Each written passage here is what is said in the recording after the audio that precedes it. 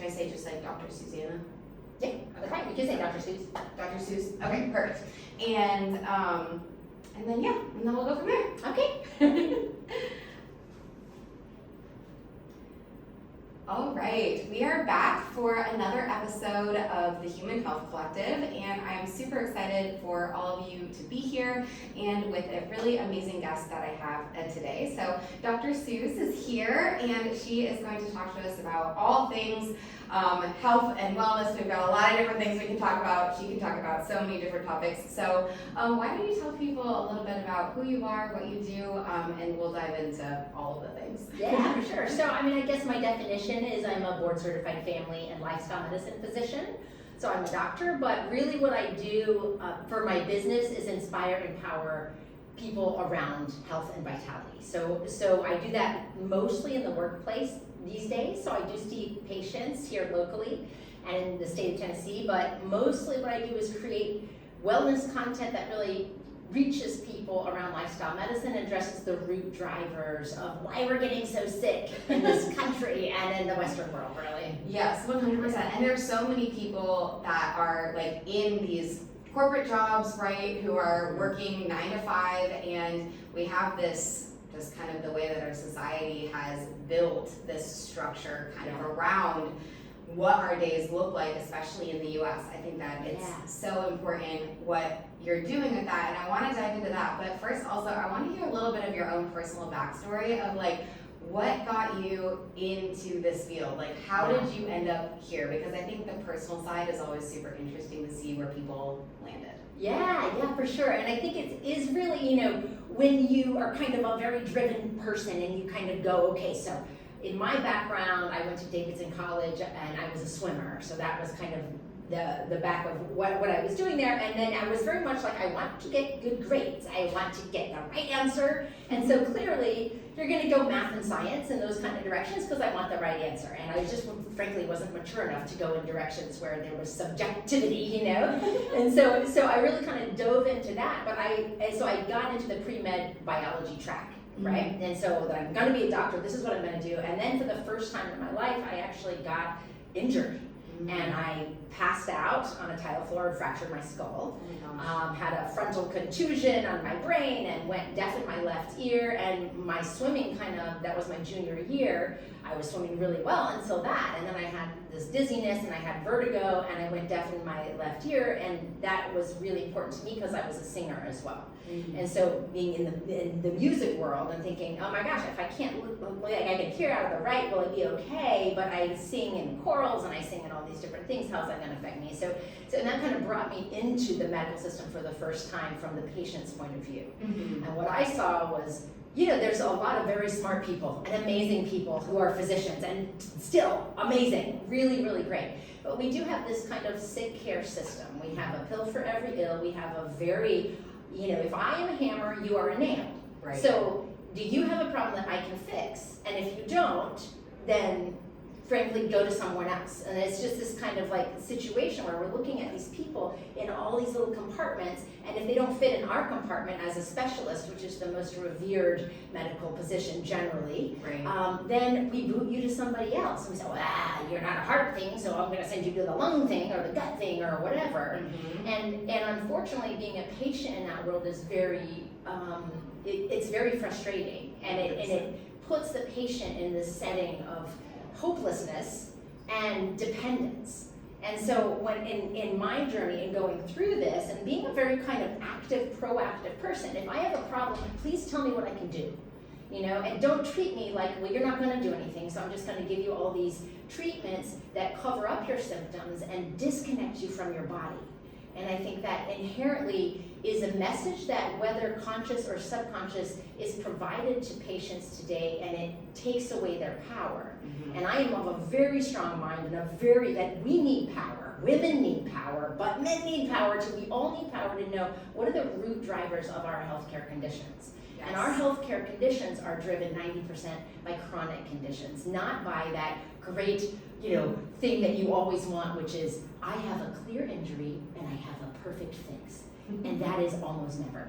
Yep. Right? Yep. And so to kind of go back to what could be a very long answer, probably already is too long, is to really kind of say, from my perspective, I went into the realm of medicine, I went into family medicine, and then I was giving pills and dependents, and I didn't know the answers of what can I eat? What can I do to actually address the roots? And so that's when I found lifestyle medicine, which is the evidence-based use of your lifestyle. That is, what does the data say in terms of using nutrition, food as medicine? How can we use movement as medicine, knowing that your muscles have this incredible ability to regulate your metabolic health and your hormones and so many other things? Sleeping, that's something I never did. And so, that's a big deal. And we're not talking about it until you unless you have like a really frank sleep disorder, which half the time don't get diagnosed because nobody asks you. Right. And stress and community and connection and toxins and dependence, some of which we are giving you, in the medical system as your treatment, but yet, how can we connect more to what matters most? And because I didn't know that, and I found lifestyle medicine, and I thought, oh my gosh, I've been so gypped. Not to say that my medical training wasn't important, and I don't appreciate it, I'm very grateful for it, and it really comes in handy to know what is an emergency and when someone needs medical treatment, of which we have wonderful doctors to do that. But I think what's really important is that we should all be well-versed, regardless of your zip code, regardless of who you are and your insurance or whatever you have, to know what the evidence says around living a life that fights disease rather than feeds it. And so that's kind of what got me on that route, and that's where once you know, you can't unknow, as my wonderful partner Chrissy Smith says. She's like, it's like Santa and sex. Once you know, you can't unknow. I absolutely love that. Oh my god. So I really I don't know, I didn't know that functional medicine was actually kind of an area of medicine for a long time. Like, I understood the concept, but I didn't even really know that people went down that path. So yeah, and functional is different than lifestyle. So so actually then that's a great, what is the difference then? Because functional medicine is something that I've heard of, but I didn't really know a whole lot about it. Same thing with lifestyle. Like, I understand the concept of what it means, but then understanding the difference between the two and what the kind of path looks like, whether it's like additional certifications or schooling or what is that actually look like? And that's a really, I think, important thing, because a lot of people don't know the difference, and there is a lot of overlap with functional. Like, I do a little bit of functional, but I am not a functional physician. Lifestyle medicine really prides itself in being an evidence-based. It's a board certification. You kind of go through all, and you do that with functional medicine. You can go through the functional track and did that studies, but many of the tests and approaches that are used in functional medicine, albeit some of them very useful, are not necessarily the evidence to back them is not as expansive in order to make it, quote, evidence-based all the time. Now, much of the beginnings of what becomes later evidence-based, people in the functional world were talking about the microbiome far before Western, typical providers were like, that's not a thing, Right. And so it's not to say that it so there's a lot of value in that, but sometimes we find, we've been throwing these things at this that we thought would be useful based on this pathway that was looking a little deeper, and it's often called root cause medicine. But sometimes you find, actually that didn't help. Like, once you get the data there. So the really important thing is that we know we don't know it all. And nobody knows it all, no matter where you are, and we're always learning, and that's the biggest, most important thing, is that we know that, I've changed my mind on a lot of things, and if you're not changing your mind, then you're just not reading, you're still not studying. And so functional, I think they're often first in line to kind of try out new things, but not necessarily, the evidence sometimes isn't there to back it up. Not to say that it is not serving for some people, so just that we know kind of a little bit of the difference. If that makes sense. No, that totally makes sense. And functional medicine tends to approach things, and again, so I would go down the functional track if all the other, like, if we're like, okay, so I, most of the time by the time patients get to me, they've already gone through some mill. They've been passed around. They've been passed around. They're just like, because I don't advertise on it. People don't come to me because they're just like Google searching, because I don't even know, I don't know what my SEO is, but I don't really care. It's just like, but I think your LinkedIn pops up, because I'm pretty sure I did Google it. Oh yeah, okay. So I don't even know. But that being said, so I've seen patients that have been through the primary care mill a lot of times, Yeah. right? Or the typical Western or medicine world. And I can hear my sister saying, don't say Western. Western is not, but you know what I mean by that, Yes. like the typical pathway. And then I've seen people that have gone through the functional mill as well. Mm-hmm. And again, some people get a lot of insight there, but the way I would say I'm somewhere in the middle in terms of lifestyle medicine, and that is, I always look at the basic, where do we have the largest body of evidence, knowing that that doesn't serve everyone, right? But at least we have the evidence to back it up, and that's where we want to stay. And if I can stay in the realm of FDA approved things, et cetera, despite, yes, there's all this kind of controversy, blah, blah, blah, but that's where we have the best data, and if I can know what I'm doing is at least as a large body of data there. And then lifestyle medicine tends to look a little deeper. It looks at the roots. It looks far deeper, and it's really kind of, I think I kind of look at this where you kind of say, okay, in the ideal world in medicine, say if we're in the ortho, my friends in the ortho and in sports medicine, they're like, there was like a knee injury and I fixed it. And then they don't have to see me anymore. I don't have to talk about their periods. Yeah. I don't have to talk about their anxiety. Like that's like the dream for often the surgeon or the ortho or Yes, like I fixed you. Yes, yeah. And I'm done. Go to someone else. That's they like pass the buck. Yes, yeah, exactly. But us in kind of the primary care, we're kind of dealing with all the things, and we see how all that fits together, and we have to look deeper, and it can be very complicated, and it can seem overwhelming because unfortunately, it's rarely like my thyroid. Yeah. And I think that especially as we look at, if we want to talk about hormones, and we want to talk about perimenopause or these stages of life where there's so much going on. Mm-hmm. Right, it's like it's a hormonal transition. Our brains are changing, our hormones are changing, but that's not all, right? Well, often we're caring for kids, we're caring for elders, we have a lot of stress, we have all of this musculoskeletal stuff. It's not just my estrogen is decreasing and I have increased inflammation. Yeah, that's a simplified view, but also have to think of all the trauma that I've had in my life, all the anxiety, how I hold my fear in my body. And as woo-woo as that sounds, that's a big thing. Mm-hmm. Your fascia, as you know, goes through your whole body, and so there's these things that if we just look like this, sometimes we can find answers. And taking that to that functional conversation, again, you do I often will check more tests than the typical primary care. I often almost always do. Yeah. But I also see in the functional world, and again, not to say anything negative there's a time and a place, but there's often like a huge battery of tests. And then it's still a pill for every ill. It's just the pill might be a supplement, or it might be natural, or so and again, I don't want to say that in a negative sense, because there's some very smart, incredible functional providers, but just so that we know when to use it and when it's giving us power versus when it's labeling us as pathologic, and then I take on that label as, oh, I am broken. Yeah. And that's what I see, that the more complicated it can get, the more simple it becomes. It's like, wait, let's just back up and look at, and I'm getting further from the mic. And back up, but not from the mic. But to recognize that we have to look at those basic things we always know. Yeah. And it becomes much more simple, not to say easy, but simple. When we start looking, wait, let's just look at those basic 6 pillars of lifestyle medicine. What are you eating? When are you eating it? How are you taking the time to absorb those nutrients, or are we cramming it down while we're doing 47 other things? Like guilty as charged. I do that all the time. A lot of people do. Yeah. 100%. Yeah, I'm looking at sleep and looking at those basic pillars and saying, where can you find power? It's so interesting because or in my brain, now that you're saying this, and it's like, well, this is all evidence-based, and I know it's evidence-based too, all of the lifestyle things. Why is that not the first move for everybody, though? That is so crazy to me, because it just seems like, one, costs would go down if for everybody across the board if you could actually implement these things. And I like you said, it's simple, not easy. A lot of the lifestyle things are actually way harder than taking a pill, which is why everybody wants to take that pill or have that supplement that is going to just be the thing that quote unquote fixes them, or they hope that fixes them. Yeah. But without having those basics in check and having understanding of how your movement practice or your sleep and your nutrition and mental health and stress and all the things that you're talking about actually come together to provide that foundation. Yeah, it's so interesting. Like, well, why is Why is that why are you the last person that people Yes. are getting to and not the first person?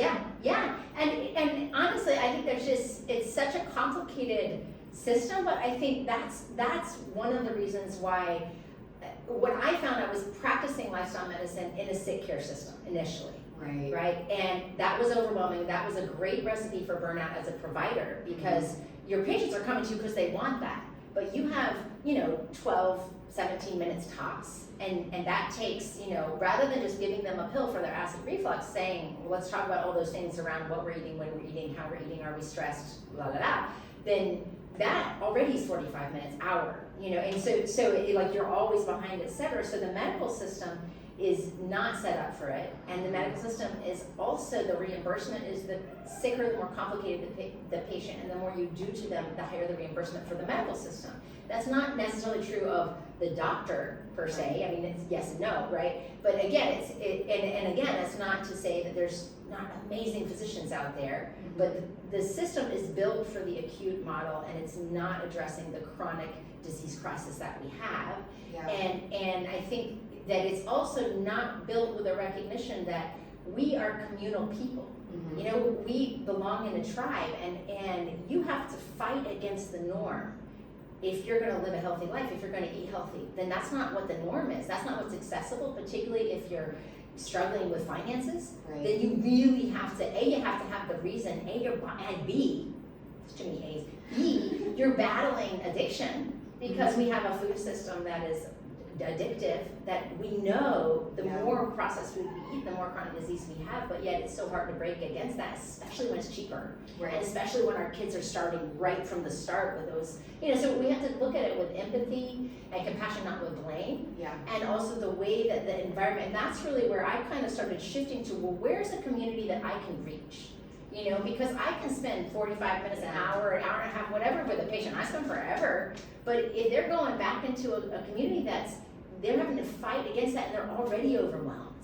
And then that adds, and like you hear that, I can't remember her name, but there's this Instagram lady who's so funny, and she's that perimenopausal woman, and she's like, oh, all I gotta do is just eat my whole body weight in cottage cheese, and she's like, oh, it's very simple, and then I have to, but we give these overwhelmed, let's say for that example, overwhelmed perimenopausal women that are already feeling like, I don't feel like myself, my body is, feeling horrible, looking horrible in my mind, I'm overwhelmed with all the things I have to do, and now I just have this checklist of all the supplements I'm supposed to take, and that heavy lifting I'm supposed to do, and the time restricted eating, and and it becomes overwhelming. And so how can we do that and make it fun and attractive, and make it the culture and the vibe that we're not driven towards these disease-causing things, and that really takes looking at how our communities are built.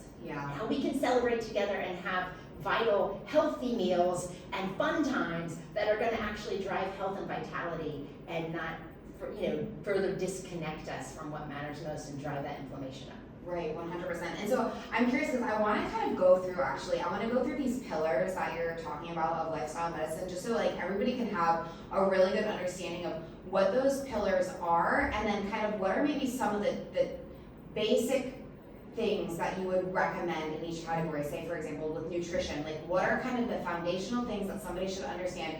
And then we're going to talk about how do you condense all of that into something that's actually doable, so that it's not this laundry list of like, I have to implement 50 different habits tomorrow. So I'm curious to kind of have that overview, and then how can we actually make it actionable. But I want to start with giving everybody a little bit of what you kind of see as the main points in each of these core pillars. Yeah, for sure. And we can kind of run through that just to kind of get an overview. And then of course, like everybody has their take on it. Right. But they're technically, from the American College of Lifestyle Medicine, you have 6 pillars of lifestyle medicine, right? And as we go into those, that's nutrition is one, and generally a whole food plant-based diet. What does that mean? It doesn't mean you have to be vegan by any means, but the goal is that it's whole, and that we're kind of shifting away from processed foods. Processed foods, which comprise about 55 to 60% of the American diet right now. And we know that the more we eat, the more cancer we have, the more heart disease, the more all the things. It just drives inflammation, disrupts our microbiome, etc. So if that's one thing, we can just look at and I would say 2 top things in that category is to remember fiber, because I think there's so much, and yes, protein is important, but everybody, and particularly you look at them in a posse, you look or people on GLP-1s, et cetera, we can certainly talk about that. But protein is important. But if you only look at protein, we don't eat protein, we eat food. You know, and I think so often we're like focusing so much on protein that I've seen patients, they just go so far into the protein that they're not eating food anymore. They're eating powders and they're eating like supplements and they're, you know, and I'm like, well, this is not what we have to like make it simple. What does your body understand? You have all these thousands of square feet of intestines to understand food. Let's eat real food. And that's a hard thing. So I would just start with that, and focusing on fiber. Don't ever pass up a fiber opportunity every meal. And again, you can eat animal-based proteins, try to make them clean as possible, ideally not processed meats, right? So we have very clear data on that. And leaning more towards lean proteins wherever you are, and make sure you have fiber with it, you know, so just keeping that simple. Movement, you know this is your jam, and you can talk all day on movement, but do it. Do what you like. That's a great place to start. Make it regular. I say the exercise that you're gonna like actually do is the best one for you. Yes, so, exactly. And it doesn't have to look one way. It doesn't have to be this, but just move. You know, go from sitting to moving, and that's a great start.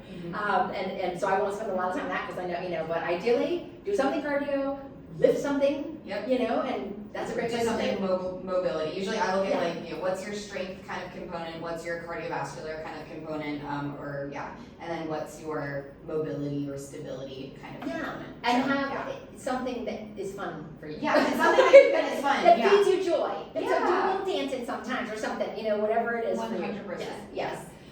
Sleep, and that's huge. And I think that sleep, you know, falls into, I kind of tend to drive more towards circadian rhythm in that. This is the hardest one for me, and I bet it's the hardest one for most people. Yeah, especially the doers. And and like the more I get with you, that, you know, I see people, I see how people, and I see myself. I tend to kind of, so I'm starting to see there's like the doers and there's the beers. And the doers, just look at those beers and they're like, how they doing that? You know, like my sister, like she's like, has always just gotten 8 hours of sleep. I'm like, that seems crazy to me. And she can be places, and I'm always like, I'll get to a place and I'm like, oh, I got this to do, and you know, I'm always somewhere else, but I'm always doing in my brain. And I think that the way we process like injuries and things, what are you? Are you, you know, like I got a back injury. All I did was I overdid my PT. Can you do that? Yeah, you can. I mean, you know. Yes, you can actually. People can overdo it. Yes. Yes. So anyway, so I think that when you talk about sleep, knowing is it day or is it night, shutting off the screens, really getting connected with your light, first steps, and regularity above all things. It doesn't have to be perfect, it doesn't have to be 7 to 9 hours, you don't have to focus so much on that, maybe that would be great, but just start with regularity and looking at your light and can you get outside first thing in the morning, maybe if you can't then when can you get outside, like can get outside. You know, and that kind of ties into nature, which is not technically a pillar, but I think it's very important. It could be a pillar, but it's not. So that would be kind of your 3 there, and then you've got stress management, and of course, you know, just some basic thing is ask yourself where you feel safe. You know, when we are constantly, and I think most of us are inundated with uncertainty, this is the world of Instagram or whatever your social media. Hearing all of the news all over the world constantly. Yes. And then we're fueling that with the fact we don't know if it's day or night. So we're grazing all day and we're not eating regular meals. So our body and our habits kind of reinforce uncertainty. I don't know, am I supposed to be fed or am I fasted? Like, what am I doing with my nutrients right now? You know, and so those things fuel into uncertainty. And that uncertainty or negativity, which is very pervasive, puts us in our amygdala, that shuts down blood flow to our prefrontal cortex. I can't think straight. If, say, you add that to, I'm perimenopausal and I've got brain fog, then I doubly can't think straight, you know? So thinking of how can I just inform my body that I'm safe and try to look at things in my day that are not overwhelming, because that doesn't help, but that can reinforce certainty. Oh, it's nighttime. I'm going to have a regular bedtime. I'm going to shoot for 11 o'clock, ideally 10 o'clock, but whatever. You know, you found your thing and you don't make it unreachable. And so just like fueling certainty and safety, and that's a big ask for people that have been brought up in trauma, you know, and so look at that with compassion and say, where do you feel safe and what does that look like for you, and try to cultivate that on a regular basis in your life. And that's kind of my kind of biggest nutshell for that pillar, which could go on all day because it affects everything. Huge. Yeah, for sure. It's huge.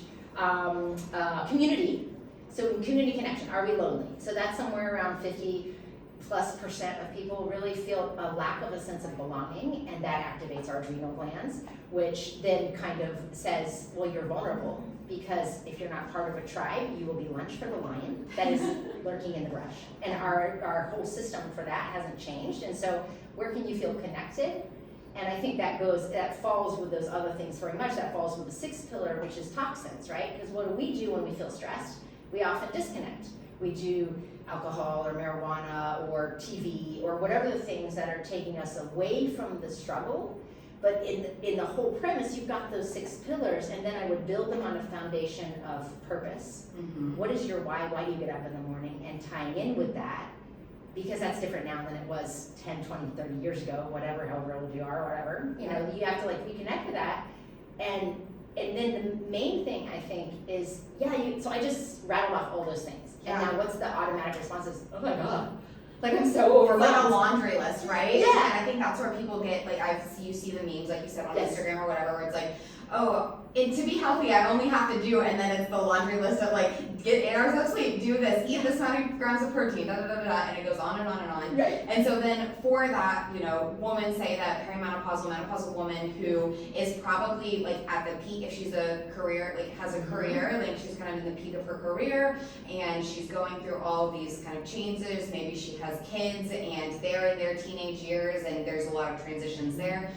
How do you then what are the first steps that you're giving that person to start implementing change and or implementing some of these habits that we've talked about to actually impact their life? And I'm curious, even before maybe we go there, is what are people coming to you saying? Like who is that person? What are they dealing with when they come to you and saying, this is what I'm dealing with, how do I fix it? Yeah. So yes, so for any person, and you know, so let's say we're talking about this perimenopausal. It could be for anybody, but yes. But for anyone, it's personalized, and I like that saying. You know, how many menopauses are there? It's how many women are there? Like everyone has their own journey. Yeah. And whether we're talking about menopause or whether we're talking about anything, what you do is dependent on what you're ready to do. And anything that I tell you, and I like to give the example of, you know, so there's this great study that was published 30 plus years ago that was called The Actual Causes of Death. It was published in JAMA, the Journal of American Medical Association. And it basically said that our feet, our forks, and our fingers, that is, are we moving, what are we eating, and are we smoking, comprise 80% of what we're actually dying of. So, but you take that information, okay, and now we're like, okay, add these other few pillars that we added, and but that's just kind of like a nutshell. That's 80% more or less, right? Then if you were to take that, and I think this is what's happened in a lot of the wellness space, including the lifestyle medicine space, is that I take that information, and then you're my patient, you come in, and I blame you for the diseases that you have. Right? And so then we have to recognize this is not about blame, this is about power. So if I'm going to look at that information, and yes, I know that's true, but then I'm going to look at you with empathy and say, but why are you here, and why are we not doing those things? Right? And so take smoking, because I think that's the classic thing, right? Because we're saying, why are you smoking? You know, I mean, hello, wake up. Like, have you heard? You know, like, we could look at it like that, but is that serving to you? Because, of course, somebody that's smoking, and I've heard patients say, I am smoking because these are the only friends that I have in the world, in this box. And so if I look at them and I then add blame, they're going to feel more isolated. They're never going to come back to me. They're feeling more lonely. Their adrenals are more stressed out. What I've done by saying, well, you better stop smoking, is driving them to smoke more, because I'm putting them in a stressed state. And so in the same way, whatever the thing is for you, and sometimes I'll have patients that come in and they'll be like, but don't touch my, fill in the blank. Is it, I had one to say that about stevia, not stevia, about sucralose. Okay. I had one to say that about, cheese. I hear a lot about cheese. Don't touch my cheese. You know, or whatever it might, it doesn't matter.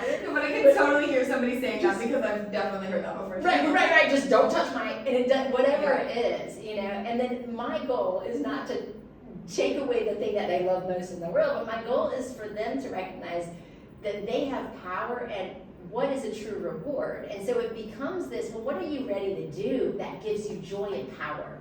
Because once you do that and you find that, and that's not about me to dictate, that's about you to find and us to work as a partner. And I think that, we have to switch away from that dictatorship that was medicine for so many years, which is, well, this is what you do. And again, sometimes I have patients, and just to grossly generalize, and this is not, but often men just tell me what to do. Yeah. They're just like, I don't want to know the why. I don't want to know all that stuff. As opposed to like, I'm always generally saying the why, because I think it's fascinating, and B, I want to know it. If you're going to tell me to do something, you better tell me why. I want to know the why behind 100%. Yes, and I find that just generally speaking, it's so funny to me when I hear someone, and it has almost always been a man, they're like, just what do I eat for breakfast? Yeah, It's just tell me what it is. Give me the food itself. And actually, could you just make it ready? Yeah. Yep. Just like, then I'll do it. Like, okay, but that's where we have to notice that everybody's different. And that it can be fun, and we have to look from let's say we have a thing, like don't touch my cheese.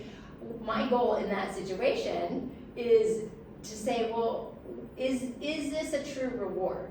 And I want you to come back and say what happens, and let's, whatever it is, let's say coconut cream pie, like that seems like a good reward, because that's yummy, and then, but when you look at it, and I love the work of Judd Brewer, because he talks about these habit loops, and you're like, okay, you have a trigger, let's say anxiety or stress, you have a behavior, what is that behavior for you? It could be coconut cream pie, but it could be, drugs. It's probably doom scrolling. I'm like, I feel overwhelmed, so I'm just gonna pick up my phone and start scrolling. Yeah, and or these moments of disconnect, right? And so what do? We pick up the phone, we whatever that Go to is. the fridge, look at it. Yeah. And for the 10th time that day. Yeah, exactly. And I think, and with the good thing that there's opportunity to look at this with humor, because it doesn't work to look at it with blame. Yeah. And certainly not to beat ourselves up, because that puts us further in the stress state. Yeah. But just to look at it with distance and mindful awareness of, okay, what is the behavior you're looking at?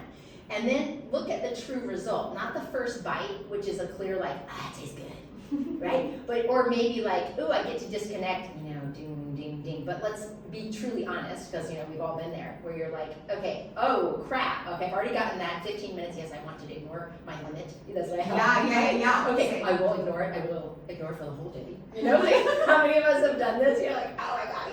And I'm then, guilty. right, and then what is the true reward? What have I done? I've listened to a whole bunch of other people's messages. I've not fueled myself. I feel like I've wasted my time. I could have done something else. And so it's not a reward, right? And we can see that. And now we say, okay, well, how can I get more awareness of a true reward fuels the person I'm striving to become? So how can I replace that habit with a mindful habit that I know will make me truly feel better? Whether it's get on the floor and stretch, maybe it's take a breath, maybe look at a wide open sky or find awe. These things that can actually physiologically change patterning in our brain so that we're increasing our serotonin and lowering our cortisol, so that the first thing that brought me into that, which was often a stress spike, actually improves. Right. And I feel better, I feel connected to something incredible, something greater. And if anything, despite the fact that I'm connected to the whole universe and this whole little tiny computer I have in my phone, I find, and everybody's different in how you use it, but it disconnects me. It makes me feel frustrated. It makes me feel overwhelmed, and it is not a true reward. Yeah. And now that I just said that, turn that thing off. So we're just, I was literally thinking about it, because it's something that I've been trying to do more of. Is I realized in the last couple months, I was just doom scrolling like crazy, and I would be looking at my phone, and I would be actively telling myself, you do not want to be doing this right now, get off. Yeah. And the next video pops up, and I just would keep going, and I was getting really frustrated with myself. So I recently started reading again, which I haven't read for fun. Yes. I have had all these self-help books and business books and different things that are on my shelf, and they just sit on my nightstand because I want to learn that, but at the end of an entire day of making 1,001 decisions and just being mentally and physically exhausted, the last thing that I really want to do is read a self-help book, even though I'm curious about them. I just can't at that point in time. So I started reading a fantasy and some other fun things at night, and I'm actually that feels like a reward now, because I'm oh, I get to lay in bed and read this book, and now I'm staying up too late reading it. but that's fueling your soul, and I think this I feel good about it. It's not doom scrolling. Yeah, I swear, like, we are probably the same person. I mean, because literally, you should see, and I have now, but although I'm, you know, so I think that was where I was for sure. But now those things, though they remain on my stand, I have all these other books on my nightstand, and they're like fiction, because, you know, fiction promotes empathy, and now I can't stop it. Like, what do I want to do more than anything right now is read fiction books, read the classics, and learn languages. Yeah. Like I'm doing French right now. I'm studying for the Spanish fluency test. And I'm just like, what? How could, you know, where does this drive me? But it fuels my soul. And I think that after so much in science, I think you probably came from a similar background. Mm-hmm. We want the right answer, but the more we work with patients, the more gray it is. Yeah. And what life is about is connecting. And that's where, you know, I think I think of my dad. My dad was from the Bronx. And, you know, and I was very, like, there was a moment I deferred medical school, and I want to perform, I want to sing opera, I want to do music, I want to do these things. And he's like, you couldn't sing opera while you were opera reading. You know, like, that was clearly, and it was around that time I met my husband, who's British, and his mom, and I went over to visit them in England, and it was so different. And his mom was like, why would you be a doctor if you can be an opera singer? You know, like 100% different. You know, wow. My husband's an artist, right? And so, yeah. And I think that both of these things, it's yes and, but I think that we have to recognize that the things that fuel our soul cannot be sacrificed. In fact, they help us do everything better. And if we begin to look at that whole person collective thing that we are all about, it's about fueling the soul. And that the more we're like narrowing it down to a right and wrong answer, when almost always it's gray. Yeah. You know, there's more to it than just quit smoking. There's how can you connect to something that's meaningful, that makes you feel safe, and then that might be a habit that's easier to break if we look at truly what your needs are to connect to. And sometimes in creativity, like in the workplace, we find that leaders in the workplace, C-suite people, if they incorporate creativity, then they're more resilient, because it doesn't have to look this way, because it almost never ends up that way. Yeah. And if we have that creativity in our life, and the idea that fiction, I can see things through different people's eyes that I might never understand if I only looked at myself in a self-help book, but rather I'm reading this book about the plague, which is anyway, but they're like, holy cow, the things people do in fear. You know, but it begins. You see how there's all these examples of how people responded to the plague. Yeah. It was weird, but still, and you can start to see that in what we're responding to in our fear-driven society today, and how people are going all where you think, oh my gosh, that's so insane, but you can see the seeds of it. Right, and well, it polarizes people then too, because then it becomes like I think a lot of people don't really maybe understand that there is this gray area, because I hated in PT school, it was always, it depends, right? Like you would ask a question and you just want an answer, because in my mind, I'm thinking, I have to freaking pass board, so I need an answer, like tell me the answer, and then your teacher or professor is always just like, well, it depends. And it's the bane of our existence, I think, as a medical student. But it does depend. It does. And you see that more and more as you get into your practice. But I think that, I've had this conversation a lot with people, but in the day and age of social media and having information at your fingertips, which is a blessing and also a curse in so many ways, because then there's all of these opportunities for misinformation, and also these pockets of people who really just promote one thing without looking at the full picture. You know, the headline that will say, do this one thing to fix your blah blah blah or whatever. Yeah. And I'm curious, like, what are some of those things that you see? Maybe you're scrolling on Instagram and you see something, you're like, oh my gosh, no. You know, what is that just like gets under your skin when you see it? So many, and I think that's it, is that just like how it depends is almost always the answer. But yet if you want to have what is our current attention span, that of a goldfish? How many seconds is it? 12 seconds or whatever, I don't know what it is. But because most of our information is now attained through social media, we're getting, what can you do in 12 seconds or in 30 seconds that people are going to watch and that's kind of becomes your identity and what you're known as, but that doesn't work for everyone. And so you say protein, right? I mean, protein is important. 100% protein is important. Quality protein, not, but it's not just again, we don't eat protein, we eat food. Yeah. And how can we connect to that? But yet, yeah, protein's important. But I think it's just that's part of the information. Or the same thing, I think. There's the nuances kind of lost in it. The nuance is lost. And I think we're hearing so much, and this is kind of in your realm, lift heavy, lift heavy. Well, let's say I'm a woman that has never lifted anything. Right. And I'm like, I gotta lift heavy because they just said I was osteopenic, and the Lift More trial said I had to lift heavy and jump. Now, what am I gonna do? I am going to seriously injure myself, and I might never exercise again. Yeah. And so, it depends, and going to that woman, what does she need right now? Mm-hmm. It depends on her and where she can find power and grow from that. And I think it's kind of it's a shame that has become. It has limited our attention span. Yeah.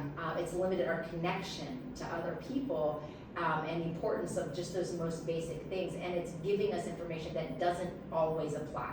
Yeah. I think that's one of the biggest things, because I see so many people, and then I see other influencers who are trying to dispel these, other, it's influencer against influencer, yes. right? And I saw one the other day that was something about, a woman had said something about, well, the reason that, women can't lose fat compared to men is because when they eat a pizza, it gets the estrogen levels affect blah blah blah, and it gets stored. And he's like, what the heck is this lady talking about? Basically, it's like, no. And so there's just all of this information. But when somebody is going on to Instagram or TikTok or whatever it is, and they're talking about hormones and estrogen and progesterone and testosterone, and they're throwing all of these big words out there, and they sound really legit. Yeah. It's hard to know. You're like, well, wait, is my estrogen messed up? Or I wonder if that's why I can't lose fat, Yes. And so I'm curious with you, you said you do panels with people, right? So you have labs and you have foundations.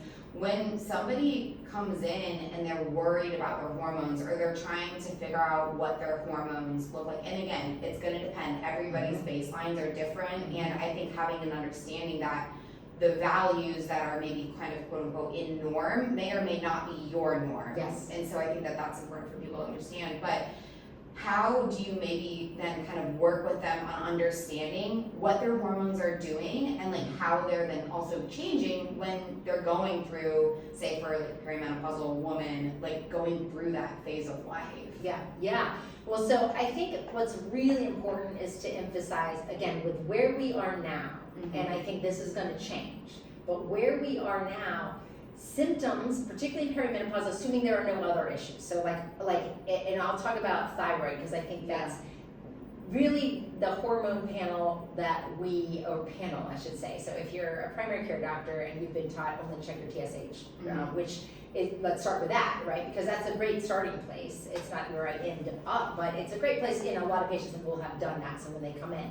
And that's a little different, right? Because if your thyroid is abnormal, then you can have all these other symptoms that sound like perimenopause, but it's your thyroid, right? But then I also see, let's say, people that have had a thyroid panel and they've been told their thyroid is suboptimal, so it's not optimal, but then the answer has been often, again, and this is where we kind of go, okay, well, let's go in that functional world. If we're only looking at the thyroid hormones, and we're not in the classic abnormal, let's say hypothyroid, where your TSH is 50 or super high, okay, very clearly we've got a thyroid problem there. Okay, right. So that aside, let's say it's not that, because most of the people I see are not that. Mm-hmm. Most of the people that by the time they're like, oh, I take thyroid right now, let's go back to what your thyroid history is. And this is not talked about, I don't think, enough. Because so often they'll go to a functional doctor because they don't feel like themselves, they feel horrible, they feel sluggish, all the things. And their functional doctor will check a full thyroid panel and it will be suboptimal. Let's say your TSH is not at where I want to see it. So the typical panel will be normal is less than 5. But then we'll say, okay, in the functional world we look at maybe less than 2.5, or some people even less than 2. Okay, so if they're there, but they're not in the like classic abnormal, then what's often happening is that their functional doctor is putting them on thyroid medicine when it wasn't like very clearly abnormal. But we have to recognize that if my other hormones, let's say specifically my stress, so if I am imbalanced in stress, then my brain downregulates the thyroid. So if I give you a thyroid hormone and I don't talk and really look at how we can manage your stress, what's your connection to day and night, how am I sleeping, what's my connection to other people, do I feel safe, and those things, those are harder, they take more time, and we want a pill to fix it. But then what I'm doing is giving you palpitations because I've just given you a thyroid medicine that you don't need.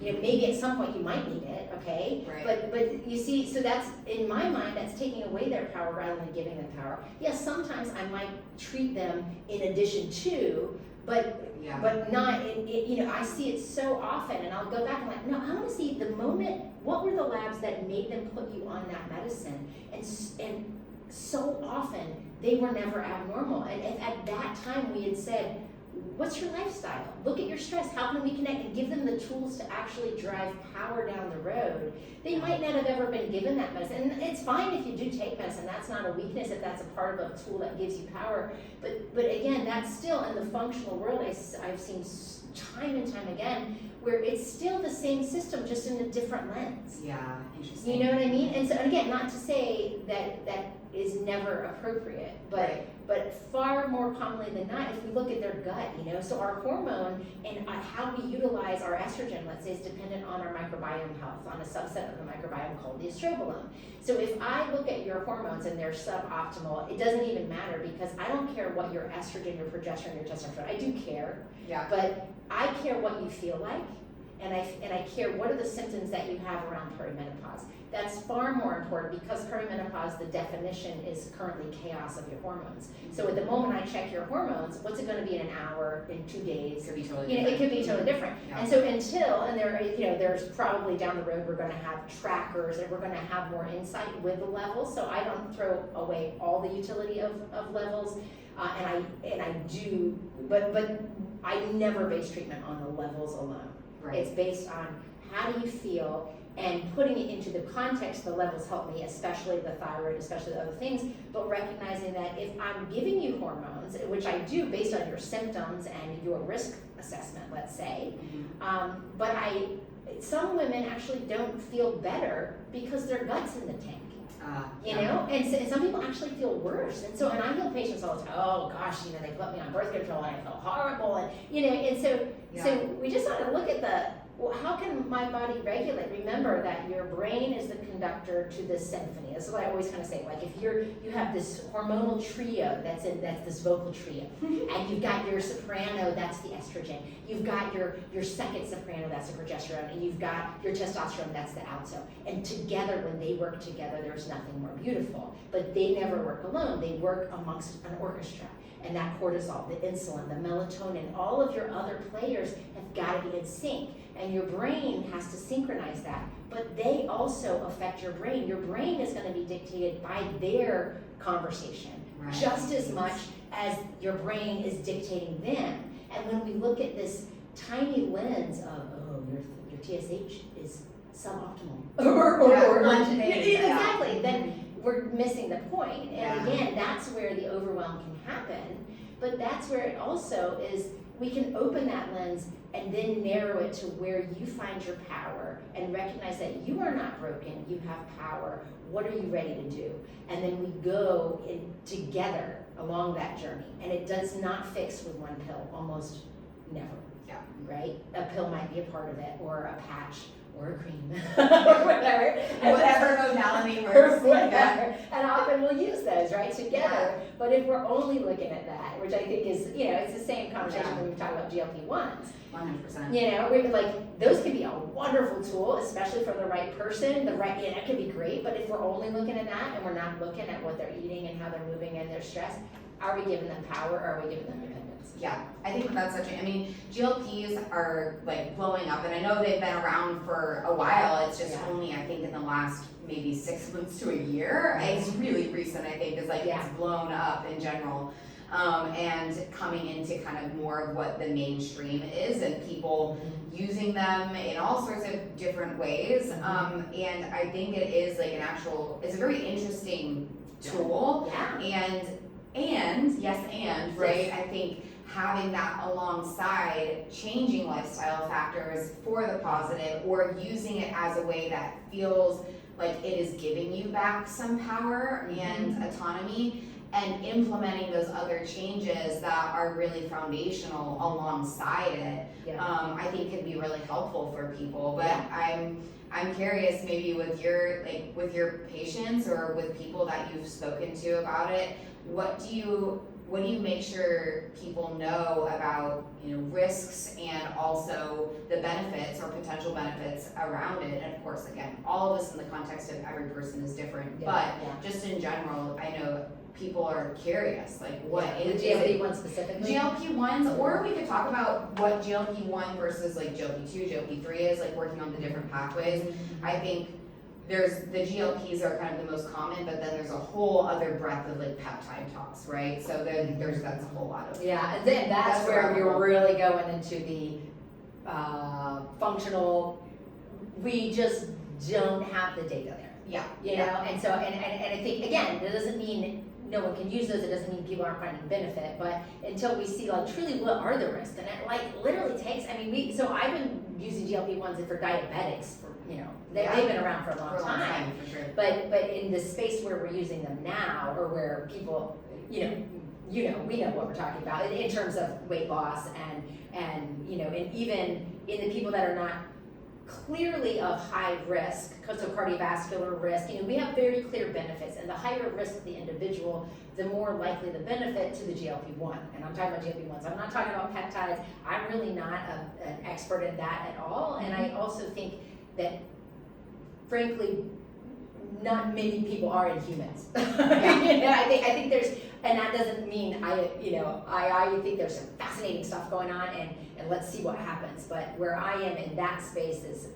not knowledgeable enough to talk about it, and I'd like to make sure where's my lane and where is I'm not going to go into a lane that I don't know very well. But I also think that we need a lot more data before we start applying these things, because along that kind of peptide conversation, we've got a lot of growth hormones, we've got a lot of signaling that can get very complicated, and it's interesting when you look at just as a side note, like if you really want to hear about peptides and the concern, the other side of the argument, because depending on what algorithm you're in, you might be like, oh my God, give me some of that, right? And in which case, power to you, I hope that helps, but be aware. And so listening to like Walter Longo, who is a very renowned scientist who really works a lot with fasting and has done a lot of work in the realm of growth hormone and the benefits of fasting and autophagy and so on, and in that longevity space, he really poses some very,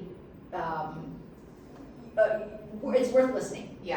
Just so that we're kind of fully informed. Because we have these like algorithms that take us so far in different directions, but getting away from that's the point.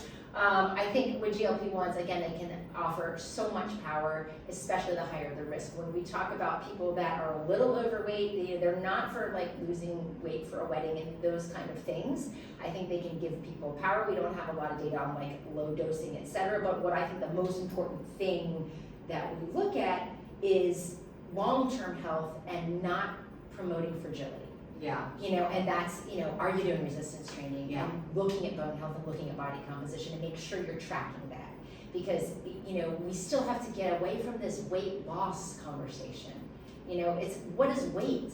Weight is comprised of fat and of lean muscle. And we want more lean muscle and we want less fat. And really, we want less visceral fat. It's not the subcutaneous fat, and that's about body composition. And if we're not looking at that and we're not having this conversation, and we have our whole value based on a number on a scale that is, it's sad. I know. And I feel sad for and I've seen it so much. There are so many women that so value their self-worth depends on the number on the scale, but that number on the scale is almost useless. And I think we're looking at, and people are starting to get that, I think, but not enough. And I still hear it all the time, and I'll hear like, older, I should say older, I'm older, you know, never say that word, but say, like when we're getting our 70s, our 80s, and you know, I have patients in that ballpark who are still like trying to lose weight, and look at them, but yeah, we're not looking at fragility. We know, like, we cannot fracture a hip, we cannot fall down. We need muscle strength, we need balance, we need strength, and that message is still not out there enough. Yeah. And it's almost opposite to the weight on the scale, particularly when we get into that age group. Yeah. Because the fragility is what I want to avoid, and what I want people to avoid, in women, especially in the perimenopausal age. And I think that's the main primary risk that I see is not, when I see patients, well, okay, you're on a GLP-1, great, this can be a great tool, especially for certain people, you know, again, depends. But are we doing the resistance training? Are we looking at the body composition? Are we tracking that? Yeah. Yeah. So. Of course, and I think that is the biggest thing that I keep hearing is that there are the kind of the risks of the decreased bone density, losing muscle, all of those things are in the context of people who are using GLP-1s or GLPs just in general without the strength training, without the resistance, and without fueling appropriately with protein. Whole food protein. But again, right? with protein and fiber. And fiber. For the amount of inflammation Yes. and visceral fat. Yeah. 100%. Like, you don't want to just be eating 20 protein shakes a day. Yes. And I always think about, you said that, or we were talking about the food earlier, I was thinking the outside of the grocery store kind of thing. That is, you know, I'm sure many people have heard, but shopping the perimeter and not going down the center aisles where there's all of the processed food. So that's something that I will tell people a lot of times, like, what is a whole food? Well, the whole foods are the ones that you find on the outside. Yeah. Although the beans sometimes are in the middle. That's true, that's true, okay. Teach you some beans. There are some exceptions for Right. sure. But yeah, 100%. I think that it's really interesting. And I hope and I do think that a lot of women are becoming more aware of the benefits of strength training and what they should be doing and need to be doing. And it doesn't have to be anything crazy. I do think that there is, you know, somebody might look at me and they're like, oh my God, well, she's at the gym 4 or 5 days a week and she's doing all of this stuff and da da da. And that's like my job, and it's also something I love. Yes. So nobody has to be on that extreme, right? If you want to, more power to you. Great, let's be friends, and we can go on a run or go do something together. Yes. But I think that, you know, I will tell people, you know, done is better than perfect, and if you can just do something, whether it's body weight, push-ups and squats, and move your body, just do some sort of resistance training. And heavy is relative, kind of like what you said before, like people thinking, oh, I have to just go into the gym and move all of this super heavy weight. I think it's important that people understand that heavy is very much dependent on where you're starting from and what your baseline is. So, you know, lifting heavy might be a body weight squat. That might be what it is for you, and that's a great place to start. And so understanding that you don't have to be, you know, totally intimidated by going into a gym and being surrounded by super heavy weights and macho guys or something like that.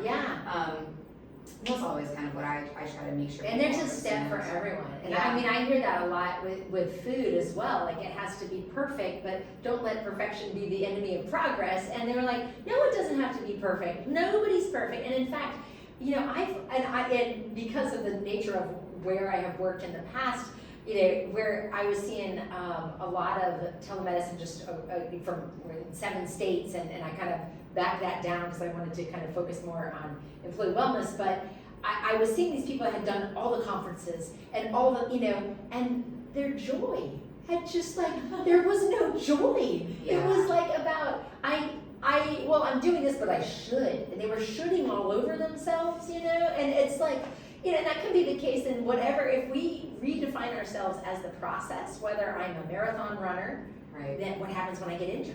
If I get injured, right? Or if I am a, fill in the block, I am a whole food, plant-based, SOS free, you know, whatever, then I can only fail from that.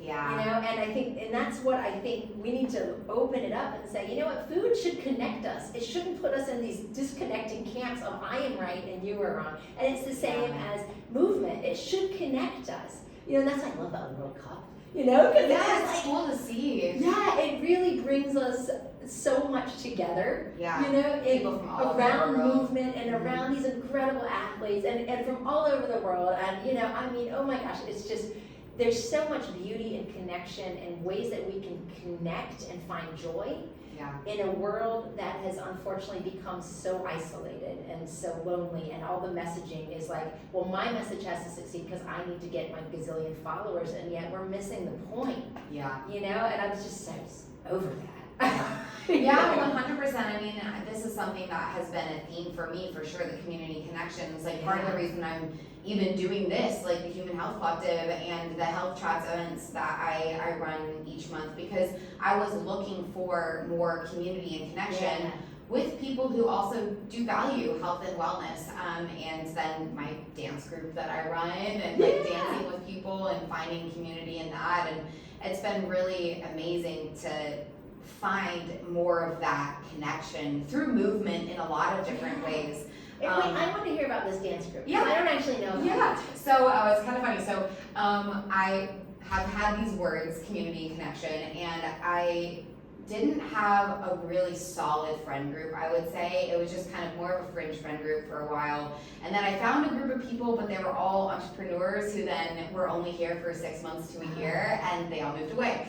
So I gifted myself, I was like, I'm gonna take dance lessons in 2025, January 2025. I started taking lessons at G2G Salsa because I've always wanted to learn to salsa dance. Oh, so fun. Yeah, and so I was like, you know You're what? the same person. This is great, I love it. So I was like, you know, I'm gonna commit to a year of doing this. Like, I want to really learn. Yeah. And so a couple months in, I went to the Atlanta Salsa Bachata Festival, which looking back is hilarious to me because literally I've been taking lessons for 2 months, and I go to this massive festival. And if people don't know what a dance festival is, it's 4 or 5 days of like workshops from 10 in the morning till 5 at night, and then social dancing from 12 o'clock till 7 in the morning, and you're just dancing the entire, it's incredible. I learned so much, I had so much fun, and I met this girl there, which I had kind of known of her previously, but we had never really spoken. Her name's Sonia.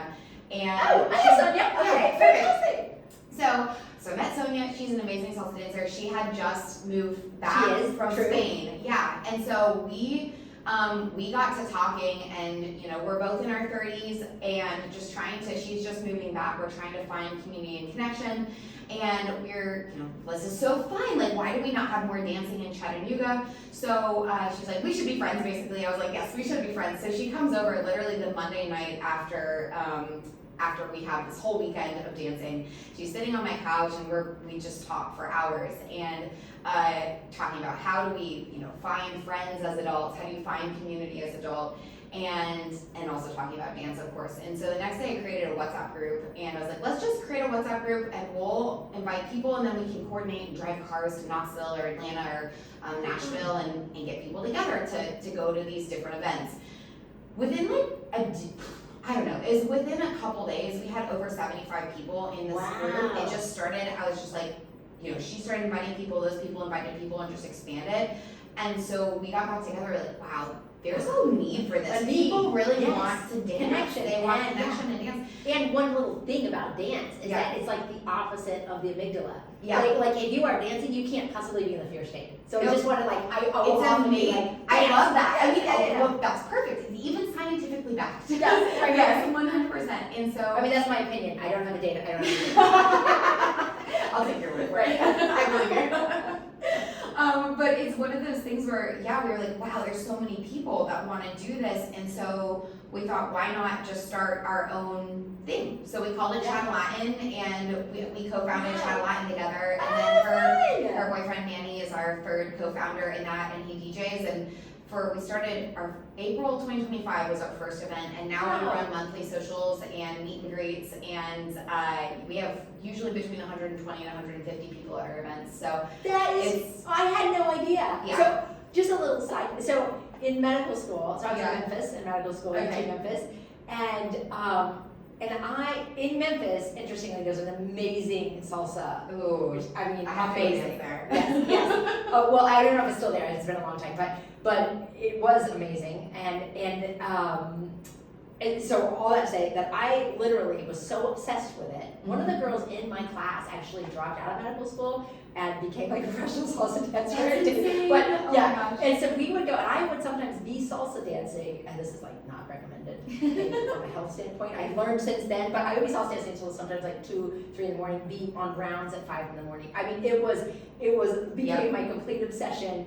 And then I was on a salsa team in Nashville when I was working at Médicos para la Familia at this at Nolensville Pike, and we would do all the salsa dancing. And so salsa dancing has been just like, because again, it's like it's this amazing need, I think, for especially in that clinical mind when you're so like there's a right answer, there's a guideline-based thing. This is what we have to learn. It's all about fitting into this box, and then this need that we all have for passion and for creativity and for something that doesn't fit in that box. And it was like what I was like longing to sing and to dance and to do that these creative side to of be you. Because it and finding the balance there when I think we are so overly driven and pushed, and maybe it's not the same now as it was with or maybe it was just my dad, but it's like get a job when you could make money, when you could balance the checkbook, like those things are really important. But there's this great need we all have for that connection and to whatever you're into. It doesn't have to, obviously, not everyone has to salsa dance, but everyone should. They should try it once. Yeah, I'm like, why has she not come dancing with us yet? Well, what's interesting though, because like I can't wear heels anymore. Now this is my old and but oh my god, I just You don't have to wear heels. You wear flats. It's true. It's true. Yeah. I just Not an excuse. It's not an excuse. I need to try. I need to do it. You're right. Yeah, I had no idea you did that. Yeah. So she's like the 3 of us run it, and it's so fun and so amazing, and it's something that for me, like I've always loved to dance, but it really is getting you kind of out of that like brain state where you're like it has to be this way. Yeah. And for me, learning to follow was actually really hard. Yes. Because I would be like, oh, I'm gonna do this dance. Like I'm gonna do this, and then I'm just doing my own thing. But you really have to pay attention and listen to what the other person is, kind of asking and telling you to do. Nudges. Very subtle, yeah. And it's for me, that's been a very interesting kind of experience in learning to let go a little bit and just listen and be present, because you really do have to be present in those moments. You can't be thinking about the next thing because you don't know what the next thing's gonna be. And so that's resilience. It's That's resilience. It's been a lesson for resilience, because there are people that I have, when I first started learning to dance, I just thought, oh my gosh, I dance horribly with them. I don't know what they're doing. I don't know how to follow them. And I would make myself go and dance at least one dance with them and go ask them to dance at least one time during a social or whatever. Because I just thought, okay, if I'm ever gonna get better at this, I have to be uncomfortable and also take a hit to my pride or whatever it is to be out there and learning and messing up and whatever that looks like. So. Yeah, and then it can be fun. Yes, and that kind of weaves that whole thing together, is that it doesn't have to be one way, it doesn't have to be perfect. Yeah. And I think the more that we infuse that, because that's what I think we're missing in this scientific world. We've gotten so plugged into the levels, and that everyone's wearing a CGM and everyone's kind of looking at you can't say how do you feel today. It's everyone's like, well, I had an average score on my sleep track. It's like what does my sleep score even mean? Right, exactly. And those things we've kind of missed the most important. And it's, I think probably the great way to weave it all together, if you know the blue zones, the longest lived populations in the world, and when you hear. It's about the nudges that we get, and are the nudges driving us towards healthy behavior such that we don't have to make a decision, because we've got decision fatigue. Right. And almost all of this like tracking and all those things, I'm not opposed to that, and I use those, but at the same time, there are definitely patients where I'm like, stop. Yeah, just like we need to less numbers, less things. Yeah. And I think I don't necessarily like the word balance, because there's no such thing as balance, but I think that there is a bit of a balance or a dance or kind of this give and take of finding, the numbers and the statistics and understanding what that might mean for you and your body and having some conception of what that is, while also understanding on the lifestyle perspective and these other things that are a little bit less tangible and But not just, you But can not- see. yes, you can Yeah, feel it, yeah. but you can't put a number necessarily on how you feel connected. I mean, I guess you could like have this many friends and da da da, but it's like, right, you know, right, those feelings of connectedness and community and being kind of at peace with yourself and all of these Yeah. things and feeling purposeful and all of that. It's a little Yeah. bit harder to And put what's a number interesting, on. it is, because it's so multifaceted, but Yeah. it is, on the one hand, you see, because I work with a lot of diabetics, and you can see the impact that those things have on numbers. Yes. So and that's where kind of the evidence-based comes in, but then there's this is it a tool that gives you power, or is it a tool that's stressing you out? And I think that's really the nuance. It was like, I think it's really cool, like if you sleep well or you sleep poorly, you're more insulin resistant, we know that. Right, and we can see that with the data. You can see blood pressure, you can see metabolic changes based on labs, based on lifestyle, and you can see the difference that it has when we add fiber or when we do certain things in real time or whatever it is, right? But for us, there's a certain subset of person, and I would call that person probably the doer, where it becomes your identity, Mhm. and where we can't see anything besides the fact, oh my God, I got a poor rating on whatever I'm tracking right now. And so that's where we kind of have to ask, well, is this giving you more insight? Mhm. So I use them sometimes for a short term for people. Yeah. But I've had patients, in particular, one lady with diabetes type 1, she's like, I cannot, it makes me so crazy. It makes me so miserable. It made her so disconnected to what mattered most in her life. She's like, I can't connect, I can't be with my family because I'm so obsessed about what my monitor's saying. Yeah. And I think just the recognition that it depends. Yeah. Is Each it a person is tool gonna be different. or is it the opposite? Yeah. And I think that again, like it's not a right answer as much as we wish there was one. Yeah, 100%. That is so true. And because I know people who will have sleep trackers or your Whoop or whatever, Yeah. and they get so obsessed with their sleep that it actually gives them anxiety and they just can't fall asleep. Yes. It's like the irony of that is just so insane. It's so great, right? but that's true. But It's yeah. like fill in the blank, whatever we're tracking. It can be, I get so stressed out, it raises my cortisol, it raises my sugar up Right. on my continuous glucose monitor. So do you know what I mean? And it's like, It's full circle. yeah. Yeah, So- it's so interesting. And so like you're working, a lot of what you've been doing recently, but also kind of you've moved into this like corporate, you do a lot of talks with corporate, in corporate wellness and education in those spaces. And I know you have a plethora of things that you speak on.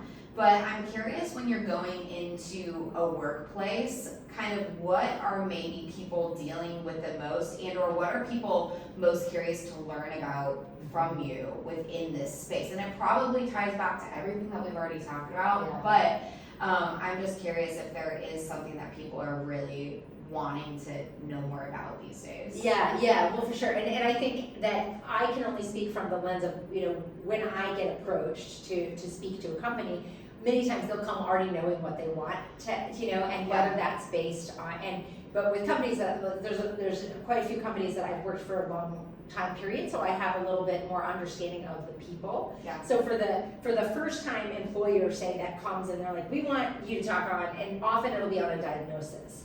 And what I tend to, unless they've heard me before, in which case they'll be like, we want you to do that, whatever. But let's say like we, or it'll be their wellness kind of client manager who will say they want something on diabetes or metabolic health or heart disease, often around a diagnosis. And then if I have an opportunity to kind of say, well, can you tell me about your top diagnoses, or what you hear, or is this, and obviously I'm going to speak on whatever, but I like to do it through the lens of an inclusive rather than a diagnosis of pathology. Right. And yes, I have talks on heart disease and I have talks on all those topics, but especially as a first lead-in, I think it's really important to know that every single person, no matter how big your company, we all have something that we can connect on, and we all want to live a more vital life, a more connected life, and wherever we are, there is something for us. So I try to enter through the more, say, resilience or vitality, or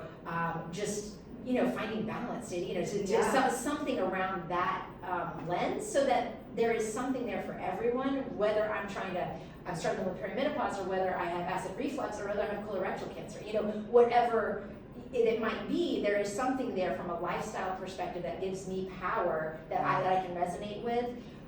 And so in that regard, I think that for the companies that I've been working for a long time, and also with some of it has to do with what's hip right now. And I mean, let's face it, menopause is hot. And so right now I'm doing a lot on women in leadership, and I love that because I am perimenopausal, and so this is great because it gives me an opportunity to dive into the research on the stage of life where I am right now, and that's kind of cool. And then I also get to connect with women. I love doing topics where most of the stuff I do is virtual, but when I get to see women in leadership in a room and we're all together, and I can kind of feel off and talk to what they're really into, that's my favorite thing.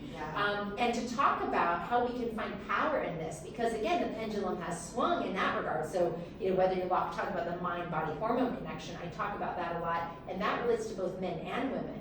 Our perception creates our reality. That reality dictates my hormone balance, whether I'm talking about my blood pressure going up, my digestion, or my estrogen, or testosterone, whatever. It doesn't. It is so much that understanding of the conductor and the orchestra and all the players, and how we can find that, and how then, regardless of what door you're entering in, you have palpitations, you have heart disease, you have a musculoskeletal injury or whatever, then we can see that we are whole. And so anything that I go about is in the nature of wholeness, and where's your readiness, and where you can find power through lifestyle predominantly.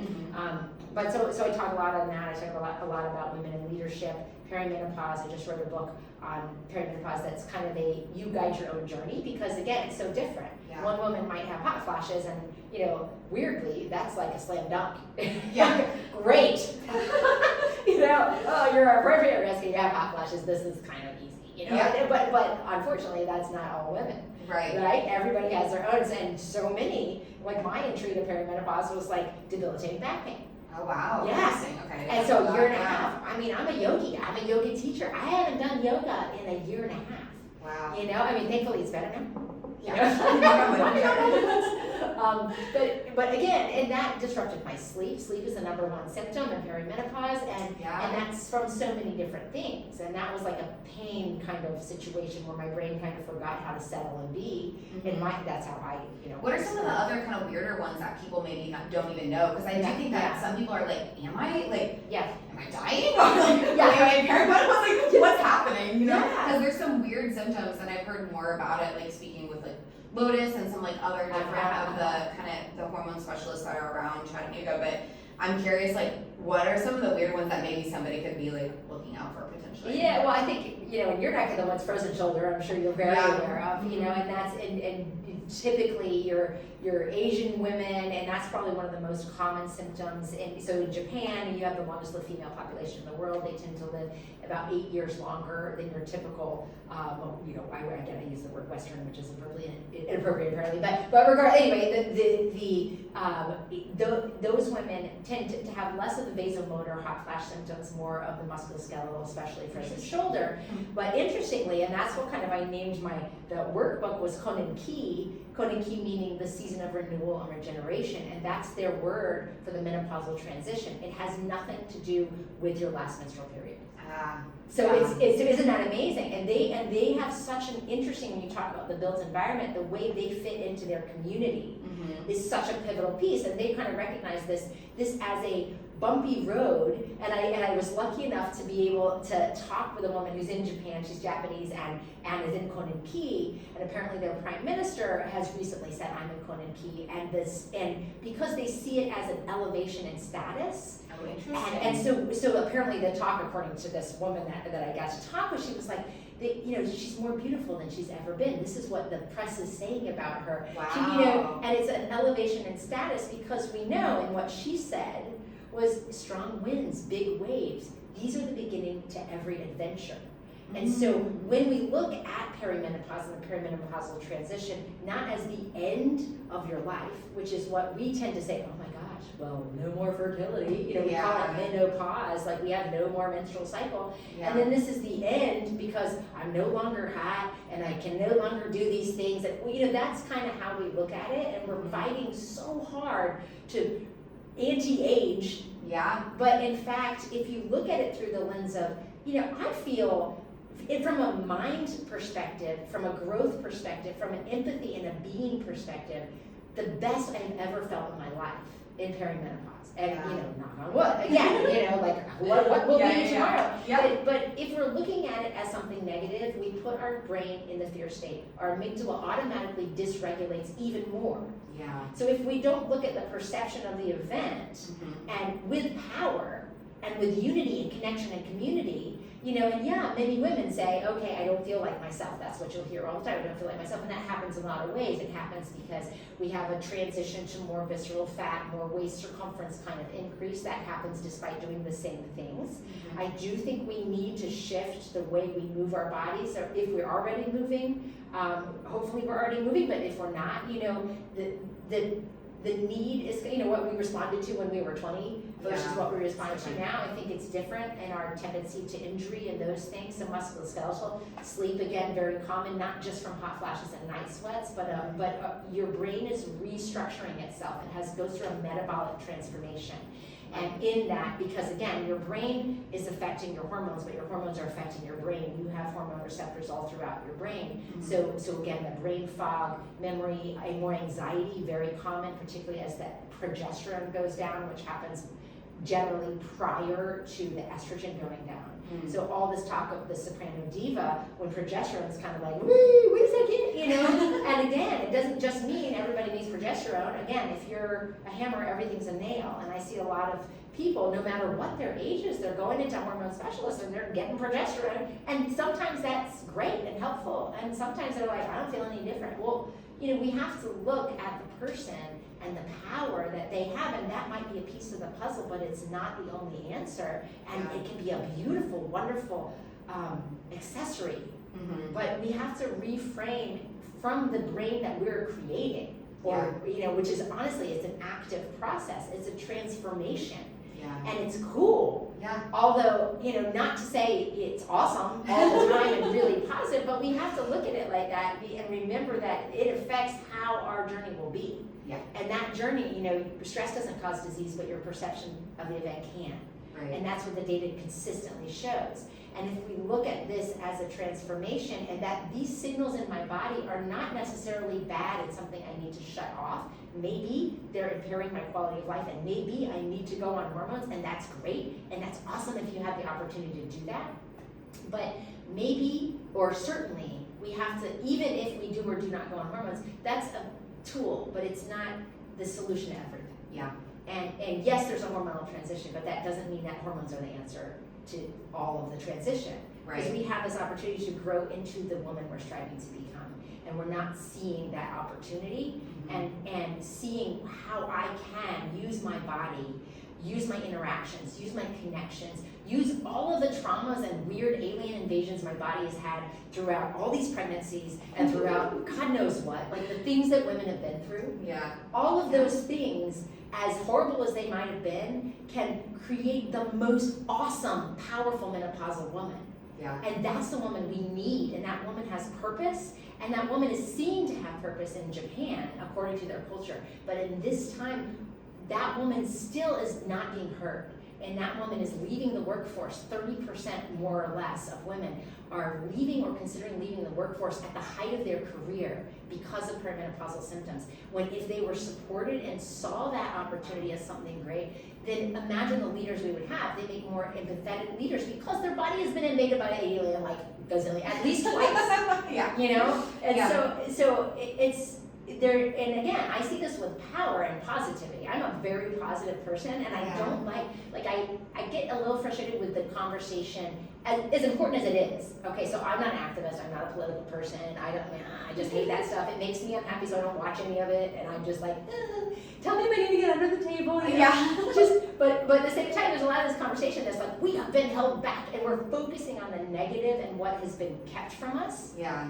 And I think the conversation needs to say, what can we do proactively in a positive sense? How can we women who tend to make the medical appointments, who tend to make the menus for the houses, who tend to largely cultivate the health of, I mean, of course there's variations here, but we need to get involved in community planning. We need to get involved with how insurance plans are made. Yeah. Because we're the ones calling for the appointments. We're the ones using the benefits. And I love men, okay, men are great, but the male-dominated C-suites that are creating these rules don't use their benefits. Yeah. Their wives do. Yeah. You know what I mean? And so we gotta have more women in the conversation in a positive sense. We have to support these women through perimenopause and beyond so they can still be up there in these conversations, and we need to grow that in a positive, not us versus them, but a we way, because we are 50% of the population. Yeah. And there's so much opportunity, and I just really think there's so much opportunity to be positive, and that voices need to be positive. They don't need to be highlighted because they're bashing people. Right. I mean, there's always a wrong, and but the Yeah. truth is that most people are at least a little bit right. Yeah. Well, no, and I always try to be more on the glass half full kind of side of things rather than the half empty side of things, because I do think I have realized I don't like feeling negative. Yes. Because it's really easy to feel negative this day and age. There's a lot of bad news out there and things that are not good, and that can be 100% true. And I think it's important to understand context of what's going on in the world, but also to know that and feel powerful and excited to make changes in the world. And I'm curious, one thing that I really would love to see, and this is I'm not sure if this could even potentially even exist in an insurance-based world, but I mean, and it can exist in an insurance-based world, but not within the insurance bubble. Yeah. Is how do we create more of the kind of connected whole person care that is more like a lifestyle medicine, where all of those pieces of the puzzle are coming together, and maybe it's your doctor talking to your dietitian, talking to your physical therapist, and having all of these people actually come together and create more of a really individualized, whole person centered program for each patient or client. How do we do that? I don't know if you have any thoughts. That's a big question. Great question, and again, staying in my lane, which is pretty narrow. So I actually don't see patients within insurance. Yeah. So knowing that, because it was so hard to do that. Yeah. But there is hope, right? We have here in Chattanooga specifically, but then also throughout the nation, there's more and more residency programs that are lifestyle medicine. So you can go through so for example, here in Chattanooga, Dr. Stephen Fox runs the lifestyle medicine track of the family medicine residency. So I could, if I was a family medicine resident, also study for the boards and become dual certified in both family and lifestyle medicine right out of residency. Oh wow. Okay. So that, and again, to see those changes in the actual future, we're gonna have to wait 20 years because you have to wait 20 years. But all that saying is that's happening. So maybe 15 years now because it's been happening for a minute. So that's happening. The American College of Lifestyle Medicine, they're really working hard to get lifestyle medicine more covered in terms of that space. That space I am so unaware of right now because I left it long ago, so I don't want to speak any more to that, but just know that that is happening, so there's hope there in my opinion. Again, that I can only speak from what I know, and I think that there's a great opportunity that is, this is what I would hope, again, knowing that this is a potential, but so I work in the workplace, and I think workplaces, you already have a culture, you have the opportunity to create a culture. And that's also a place where a well patient, a vital patient, a plugged in patient who is not burned out is rewarded, and you see a return on investment because you're not spending all this money training a person who then gets burnt out or gets chronically ill or gets whatever and has to leave because of whatever your disability might be, mind, body, spirit, etc. Right. And so that seems to be where the greatest hope, where there could be also, again, a return on investment that's more clear, and as opposed to in the medical setting, when you still have a system that rewards a sicker, more, procedure-based approach, like the sicker patient gets more reimbursement. It's very hard for me to see how that's going to change. But in the world where we work together and we create a culture that fights disease rather than feeds it, then we get the benefits of more well patients, not patients, employees, sorry, and patients. Well, and patients, right? And then we can, and also more switched on patients, better blood flow to the brain, and more connection. And if we can, and I think that requires a employee wellness program that speaks to those pillars, but also speaks to creativity. I mean, I do talks on creativity. I do talks on finding awe, on bringing in that. What does it take for you to get out of your amygdala and into a safe space? And it might be a shoulder skinny. It could be a shampoo. Like it could be all kinds of things that just tell your body, oh, I am safe. Actually, despite what I've seen on the press, and remembering that there's been horrible things. I mean, going back to this book I'm reading on the plague, right? You read a book on the plague, and then you're like, actually, it's not that bad. Not too bad. I think we're good. We don't have a plague right now. We survived 2020, so. Years of wonder, by the way. This is the one. Anyway, but yes, so that's what I think it would take to create built environments, and then I think that would again go to how we build our communities. And that kind of in the lens of Blue Zone, it doesn't have to be Blue Zone, but how we, despite our zip codes, have a place where we can walk safely, where we see that in the schools that we're actually teaching kids what is food and what is not food. What is on those plates, because I'm pretty. You know what I mean? And so like, how can we teach kids to grow food, to eat food, to cook food? Because that's a big barrier. And I see the grown-ups now with the diabetes and the metabolic conditions or the cancer or whatever it is, who are like, I never learned how to cook.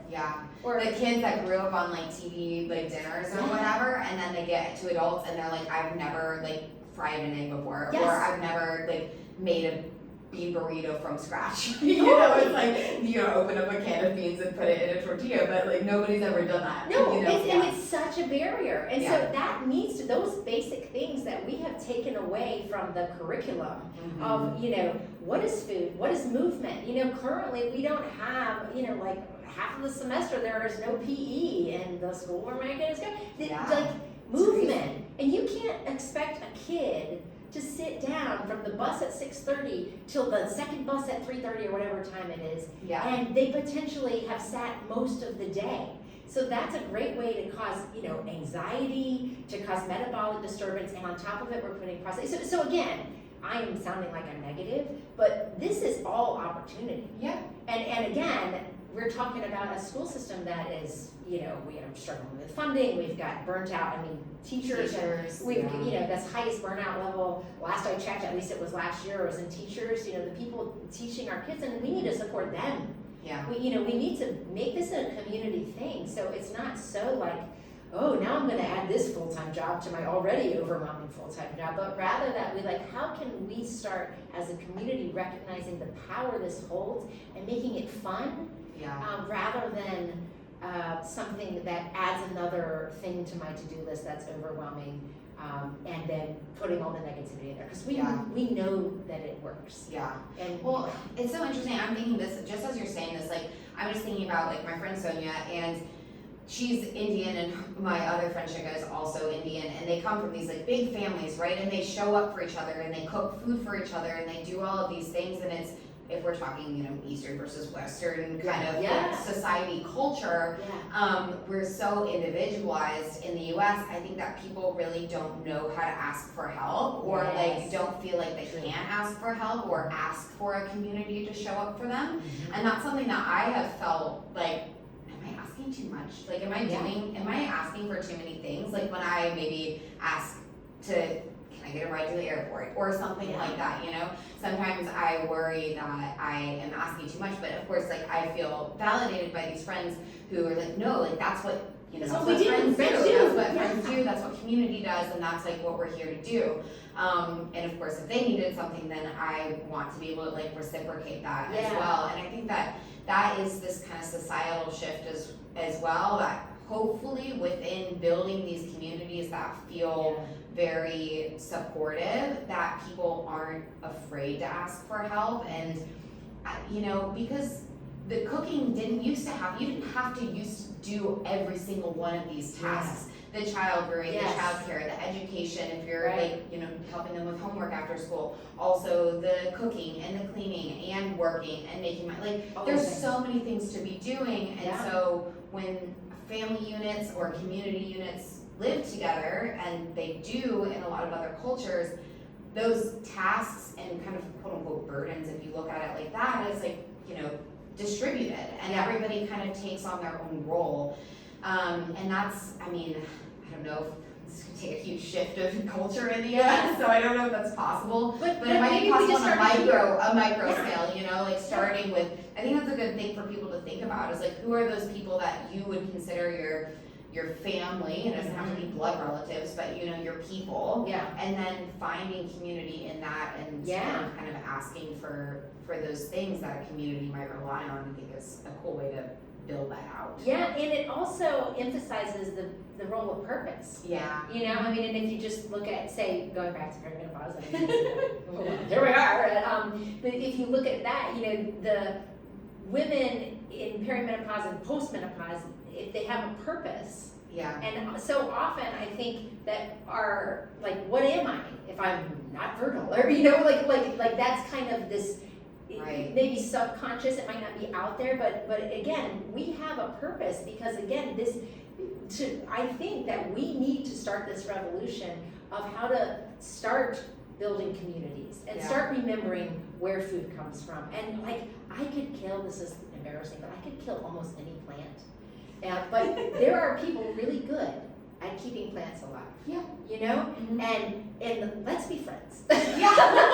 Because I eat a lot of plants. Yeah. And so like as a result, so I eat a lot of plants. And so I collect all of my compost and I give it in a bucket to my friend Amy, who grows a lot of vegetables. You know, it's this like, Like cyclical we thing. have, Yeah. yeah, and so like if we all have a role and a purpose and we connect and we have humor around it, right? Yeah. Because like, you know, again, I have lots of things. I am not a housekeeper.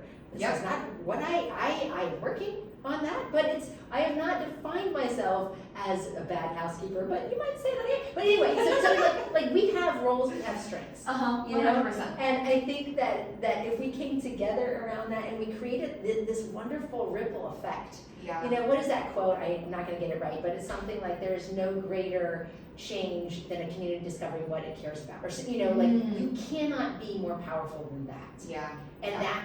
and that's where we have to get off of the devices and the disconnection. We have to come together and Yeah. re-find our communities, and places like the YMCA and places like dancing clubs and Yeah. places like find your people Mhm. and then grow that to where like it's not just like a, you know, first Tuesday of the month, but rather it becomes like part of the way we live.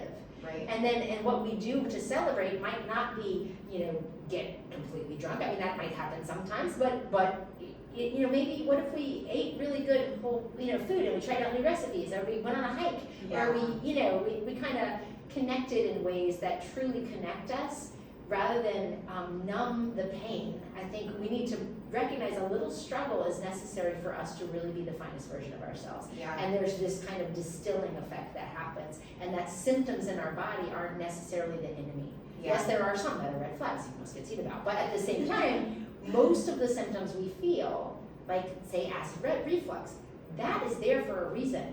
Let us not block that with a PPI right off the bat. Of course, there are reasons for PPI here and there, you know, but Right. so you always have to put that caveat. Yeah. But like that is giving you power and wisdom and insight, and your Yeah. body has so much wisdom. And I think we have trained people to say that all the symptoms in your body are scary and you shouldn't listen to them. You know, and for example, this is what I was talking about before we started recording. I was gonna ask you to bring this up actually. Yeah. So you know, I work not with as many as I would like because for many reasons, but I love working with adolescent girls because they just started their period, they don't know what's going on in their body, and so often they have very painful periods, or I had a patient the other day who was having suicidal PMDD so bad, which is like really severe PMS. That she was practically suicidal for 14 days of every month. Wow, that's insane. That's insane. But what's happened is that she got in our medical system, and again, I was doing this like board certification questions we have to do to maintain our license yesterday, and this question was on a 15-year-old with painful periods. Okay, so this is very common. Right? And the 15-year-old is already taking Midol and naproxen every month, but she's having to skip school, periods are so bad. Okay, this is a very common situation. And the board question was, what is your next step? And the answer that they wanted you to put was max out her ibuprofen. Crazy. So, and then the next answer would be put her on birth control. Right? Never was an option. Maybe look at, why is her inflammation so high? What is she eating? How is she sleeping? What's her stress? How are we supporting this conductor of the brain that's trying to bring this symphony together? Yeah. No look at that. Are we looking for PCOS or all these other Are we things? looking for these other things and what we can do to support that girl and give her power rather than say, you are broken and you have a medication deficiency. Which is basically what we're telling her. And how many patients have I seen on the other end of the spectrum who, God, I've been on birth control for 40 years, 30 years. That's crazy. Because I was on birth control forever, because I got started because my periods were so bad when I was 11 or 12 that they started me on it, and I was so afraid to go off of it because I went off for my 2 pregnancies or whatever, but then went right back on because again, I was so afraid of, basically never got insight into what their body's like, how they can get power from it. And now, then I went into perimenopause and they said, just stay on that because it'll help your perimenopausal symptoms. So they've been on it forever, and then they become completely, again, putting them in the fear state. What is gonna happen when I go off of this birth control? I don't have any idea what my body is or how it, and I don't know what to do with it. Yeah. And that's like a basic thing. Every woman should have some cycle, and we should get insight and know that we're not the same woman every week of the cycle, that we have power. There's certain things that we might do better or want to do better, and there's certain things we might crave at a certain time. What is that teaching us? How can we get insight? How can we support with our lifestyle? And yeah, maybe we go on birth control. Yeah, maybe we need some ibuprofen here and there, but that is not the solution to that situation. And so again, looking at, if we were to teach women and girls right from the beginning of when they get their cycles and they're getting insight into their body, and again, birth control is a very empowering thing, and great, all power to you if that's giving you power and you need birth control, you want birth control, but it shouldn't be I have to take it because my body won't work otherwise. Right. It can give